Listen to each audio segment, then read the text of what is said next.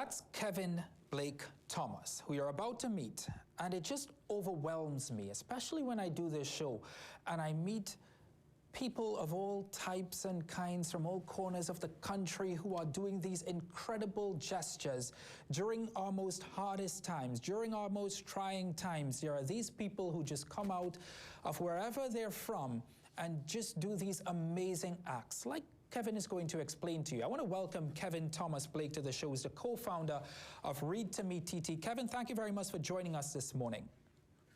Good morning, Ryan. It's my pleasure here to be with you. It's my pleasure having you on, I must say. So for the duration of this pandemic, and you can correct me if I'm getting any little bit of these details wrong, Kevin, for the duration of this pandemic, Read2Me TT will be helping students, young and old, they will read to them virtually during this pandemic. Did I get that right, Kevin? Yeah, that's correct. That's correct. So Read2Me TT as an organization, we realized that this outbreak of COVID-19 could definitely be a stressful time for a lot of people, creating anxiety, fear. There's the possibility of mental health, mental stress, and those sort of things. And really it was this backdrop that led to the creation of Read2Me TT. And what we wanted to do was create an environment that had an element of positivity, that allowed children especially to really escape these trying times that we are seeing and experiencing right now, and really allow them to continue dreaming, learning, and just being children. So what we do, we actually hold an online series. So it's a nightly series that we have. Every night at 8 p.m. we go live on Instagram. So we go live on social media and we read in a new book. And the format allows us to have two narrators. So each night we go on, it's two personalities that are coming on, and they're reading a local book for the children and just really tucking them in at night. So what we see really from that, it's an avenue where kids and parents can really come together. They bond over technology. You know, kids really understand technology in these days. And it allows them to really escape and have an element of just positivity before they go in at night, go to bed at night. That is, I absolutely love this initiative. It's via Instagram Live, it's free. You know, what inspired you to do this? Where did the idea come from?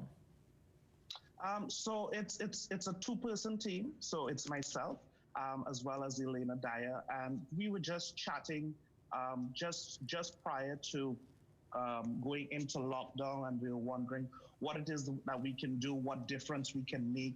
And it's just through that brainstorming session with each other, we decided that this was the avenue that we wanted to do. This was the way that we can provide some good, and this is the way that we can touch the lives of others and really help them power through the spirit that we're going through, you know? So even though there's the concern that we're not supposed to be going out, folks can get that element of cabin fever, just being in the house all day. You know, we wanted to make, just carve out a window of their day where they can just escape or run away from that and really tune in and get a bit of local culture, regional culture, have some learning, and most importantly, have some bonding family time. That, yeah, I cannot stress how incredible this is for our nation's children. And people on the whole who are on Instagram, what type of feedback have you gotten every night at 8 o'clock? You know, it's really been overwhelming, the type of feedback that we're getting. So we've been running since March 26th. So that means it's just about 36 episodes that we have so far. We've had quite a number of local personalities on our premiere night. We were blessed to have the presence of Mr. Peter Minchell as our debut narrator on the program. Just last night we had Kess and the band. So it's really a lot of positivity, a lot of uptake just from the viewers, and as well as those who want to contribute, be part of the program, read and just help in that aspect. Yeah, that is, I was going to ask you about that, because I understand a host of local personalities have actually offered their services to read like this, and they will definitely add a great bit of flavor to what has started to be an incredible experience at 8 p.m. on Instagram. Yeah, definitely. So think about a Paul Keynes Douglas book that is actually being read by a local personality, adding a new twist, adding a new spin on the great words of Paul Keynes Douglas. So it's really, really exciting. Folks are having a lot of fun. Folks are really engaging online when we're having these stories. So it's something that we pledge to continue to do as long as schools are closed. It's our standing that maybe in September, we don't know. It's a really fluid situation right now. Things may change, but we want to be able to continue offering this service to the people of Trinidad and Tobago and the wider Caribbean who are tuned in every night with us. Yeah, when you look at are you getting the target audience that you're doing this for? So I'd say we were actually surprised in terms of who the target audience is. So it's a really a wide range. We're getting young kids with their parents. So it's going to be folks ranging from in the age group of 25 to 35. Then we have the older bracket, 35 to 45, and so it's really a wide range of support that we're getting. So we're getting the kids, and we're getting those that are kids at heart. Do you have any plans? It sounds so futuristic. It sounds like there is also room for evolution of it. What are your future plans for this? Already personalities here in Trinidad and Tobago are assisting you in getting and connecting with these kids. What are your future plans for it? Because this, as you mentioned, this could go through to the end of August. Yeah, correct. So that's a really good question. It's something that I'm just thinking about each day. What is the next step? What is the next form of growth that we can do? So it's no real hard plans just yet. Don't want to let the cat out of the bag. But certainly, if we can have this without the context of COVID, how we can continue to keep this going. Maybe find a way that we can touch kids in corporate as part of the school curriculum.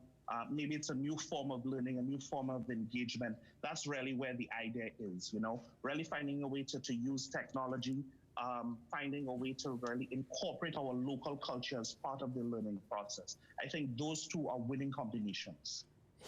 Kevin, I'm having a little bit of a giggle here because it's not like you come from a teaching background, but rather you refer to yourself as a technological futurist. Where did the passion for this particular initiative come from? So, as you rightly said, I'm involved in technology in my day-to-day, in my role. I lead the digital business team at Master Technologies, and it's something that gets me really excited, fired up about, and it's something that I can talk about for hours.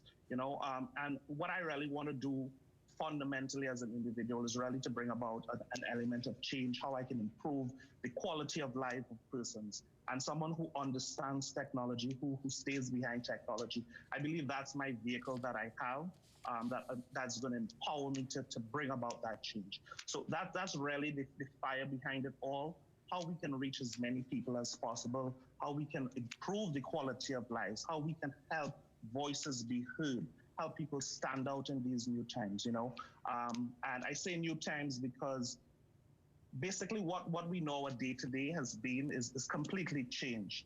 And going forward, I don't expect it to go back to being what it is. Some element of it it will completely remain our past. As they say, once you open Pandora's box, there's no going back. So I believe it's going to be a new normal that we're going to find ourselves in.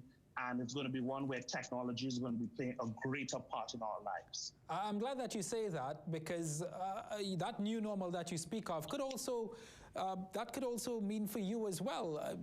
People may get so accustomed to this that by the time school reopens, they'll probably still be looking for it in September. Are you prepared for that? Correct. That's a possibility. The requests are coming in. Folks want to take part. They want to participate. They want us to keep on continuing. They love the energy. They love the vibe, the spirit, the positivity that we're bringing. So yeah, by all means, if this need and this momentum continues, definitely it's enough proof to indicate that there's a need that we can fill this gap with Read2Me TT and what Read2Me TT can evolve into.